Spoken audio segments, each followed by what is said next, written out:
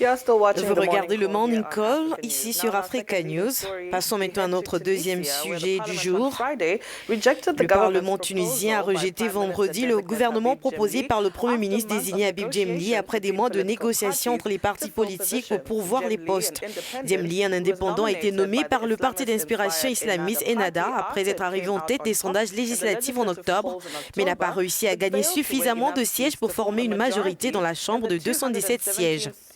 Les députés ont voté à 134 contre 72 le gouvernement de personnalité indépendante proposé par Djemli en raison de frictions entre les partis au sujet des nominations politiques.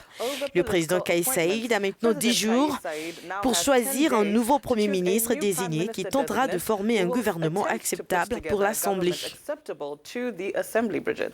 En effet, et avec cet échec, Rached Ghannouchi, le leader d'Ennahda et président du Parlement, perd une grande partie de son influence. Il revient à présent, vous l'avez dit, Niacha, au président de la République, Kais Saïed, de désigner un nouveau candidat.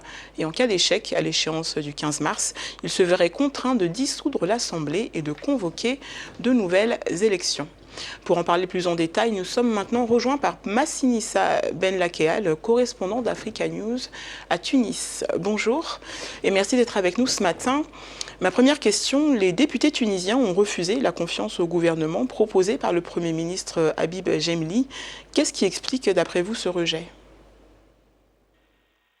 Vendredi dernier, alors que le pays entier retenait son souffle, le Parlement tunisien, élu en octobre dernier, a exprimé son refus catégorique à la composition gouvernementale proposée par le Premier ministre Habib Djemli.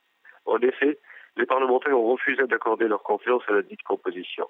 Après plus de 12 heures de débat, le vote est tombé par 134 voix contre sur un total de 209 votants. Il faut savoir que cette situation est potentiellement une annonce avant-coureur d'un changement d'équilibre dans l'échiquier politique du pays. Cet exécutif, toutefois, est perçu comme une continuité du bras du parti islamiste d'Ennahda. De plus, il sera retenu que le Premier ministre, en lieu et place de présenter un programme, s'est contenté d'avancer les grandes lignes, perçues comme un déjà-vu en politique tunisienne. En d'autres termes, sans aucune vision, car il a copié des lignes avancées par d'autres partis politiques. Alors, le président Kais Saïed a 10 jours pour nommer un nouveau Premier ministre. Y a-t-il des noms qui circulent? L'heure est aux rumeurs. Il y a 5 noms qui circulent en ce moment, mais rien de concret. Après cet échec, il revient en effet au président tunisien élu en octobre dernier et personnage très critique du système parlementaire de désigner le Premier ministre pouvant convaincre l'hémicycle du bardo. Ce qui ne s'annonce pas être chose aisée, il faut le dire.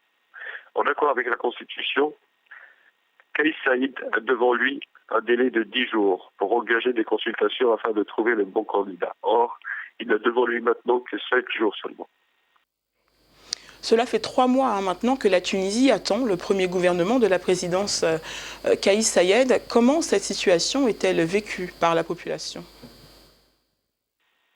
La population vit très mal cette situation, car ce flou et blocage n'arrange pas les affaires du pays, qui est sur tous les plans dans une posture très délicate.